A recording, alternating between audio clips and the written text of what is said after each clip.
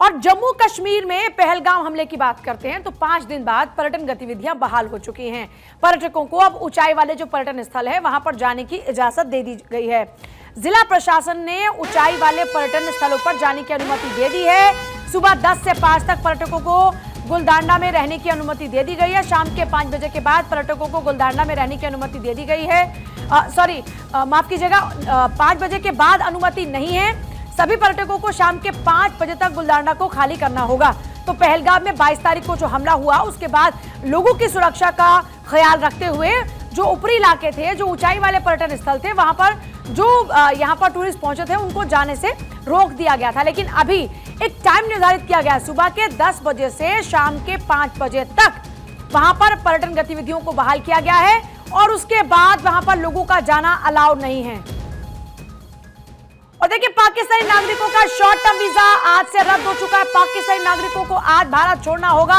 भारत छोड़ने के लिए 48 घंटे का वक्त मिला था। अटारी बॉर्डर पर पाकिस्तान जाने के लिए लाइन लगी हुई है।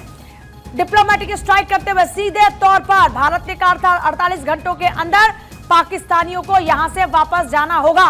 अटारी बॉर्डर पर ऐसे में लंबी लाइन लगी है और जो भी लोग वीजा लेकर भी यहां पर पहुंचे थे उनको वापस भेजा जा रहा है पाकिस्तान। पाकिस्तानी नागरिकों को आज ही भारत छोड़ना होगा। भारत छोड़ने के लिए उनको 48 घंटों का वक्त मिला था। अटारी बॉर्डर पर पाक जाने के लिए लाइन लगी हुई है। तस्वीरें भी इस वक्त आपको दिखा रहे हैं। पाक नागरिकों का शॉर्ट टर्म वीजा आज से रद्द हो चुका है।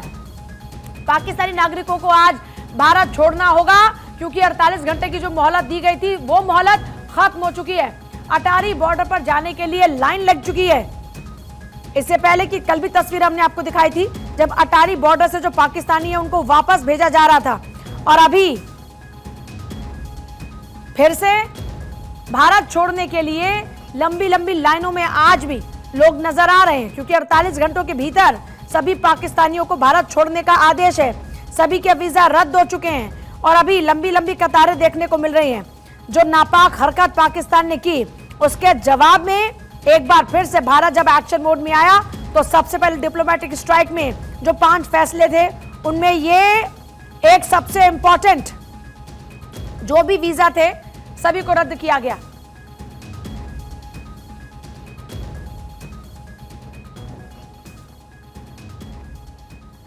तो किस तरह से आतंकियों की लंका दहन की जा रही है अब आपको यह दिखाते हैं, कैसे चुन चुनकर आतंकियों से बदला लिया जा रहा है। कश्मीर से ये तस्वीरें जो ये बता रही हैं कि किसी भी आतंकी को बख्शने के मूड में नहीं है भारत और एक एक को चुनकर मारा जाएगा। पहले आप इन 9 तस्वीरों को देखिए जिनमें आपको साफ तौर पर नजर आएगा। पहले कुलगाम की तस्वीर जहां पर आतंकियों के घरों को ढेर किया जा रहा है, कहीं पर बॉम्ब ब्लास्ट से इनके घरों को उड़ाया जा रहा है तो कहीं पर बुलडोजर के जरिए इनके घरों को नेस्तनाबूद किया जा रहा है।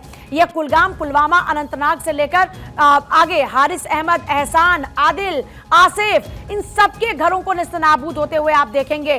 जाकिर हो, आमिर हो, जमील अहमद हो, कुपवाड़ा की चाहे तस्वीर हो, हर जगह पर आपको इन आतंकियों के खात्मे की तस्वीर नजर आएगी क्योंकि ये वो लोग हैं जो देश के सबसे बड़े गद्दार हैं और ऐसे देश के गद्दारों को बख्शा नहीं जाएगा।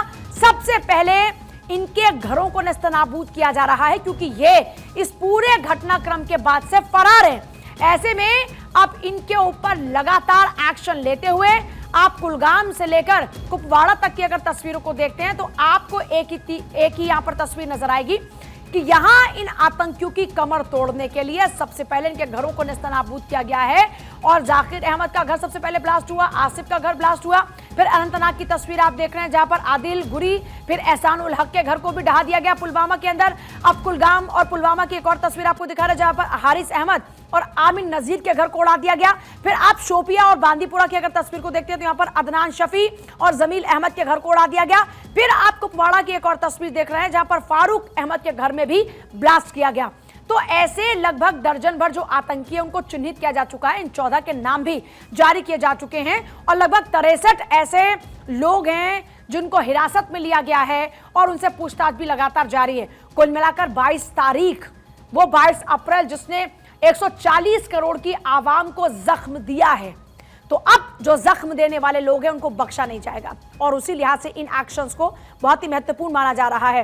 पीएम मोदी का कमिटमेंट है आतंक का दी एंड होगा और ऐसा हम क्यों कर रहे हैं आपको इन ग्राफिक्स के जरिए समझाते हैं। जाहिद अहमद के घर को ब्लास्ट होते हुए आपने देखा। फिर इसके अलावा आसिफ शेख का घर आपने ब्लास्ट होते देखा। आदिल गुरी जिसके घर पर बुलडोजर चला अनंतनाग के अंदर, एहसान उल हक जिसके घर को ढहाया गया, हारिस अहमद घर में जिसके ब्लास्ट हुआ, आमिर नजीर जिसके घर में ब्लास्ट हुआ, अदनान शफी शोपिया में जिसका घर था उसके घर को उड़ा दिया गया, जमील अहमद बांदीपुरा में इसका घर था, इसके घर को भी उड़ा दिया गया। ऐसे ही फिर एक और नाम आता है फारूक अहमद जो कि तीवड़ा में, इसका घर भी ब्लास्ट हुआ।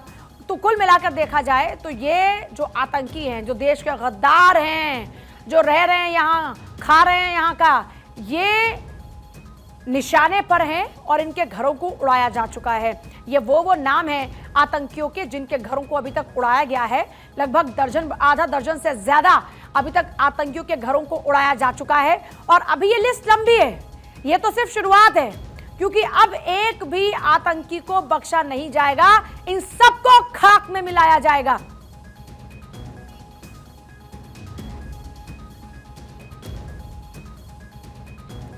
तो देखिए मिट्टी में मिल चुके हैं इन आतंकियों के घर। अब किन किन आतंकियों के घर मिट्टी में मिल चुके हैं, इस बात का जिक्र हम लगातार कर रहे हैं।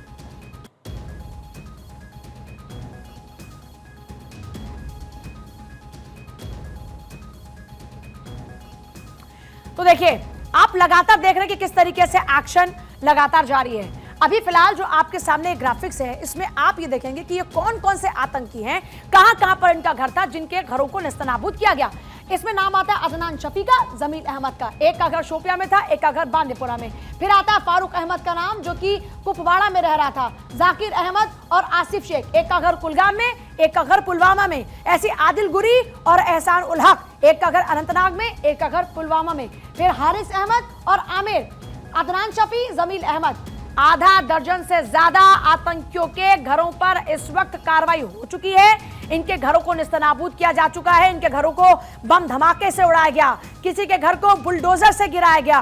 तो ये आतंकी जो अभी अपना मुंह छुपाए बैठे हैं, ये वो आतंकी हैं, ये देश के गद्दार जिनको ढूंढ ढूंढ कर निकाला जाएगा। कहां तक छुपेंगे? इनमें से कई ऐसे जो पाकिस्तान में आतंकी ट्रेनिंग लेकर आए थे और अब आतंकी ट्रेनिंग लेने के बाद में यहां पर रह रहे थे और ये जो आतंकवादी हैं उनको सपोर्ट कर रहे थे, उनके लिए रिसोर्सेज को मुहैया करवा रहे थे, उनका रहना, खाना, पीना, इससे लेकर बाकी की और तमाम जो सुविधाएं ये मुहैया करवा रहे थे।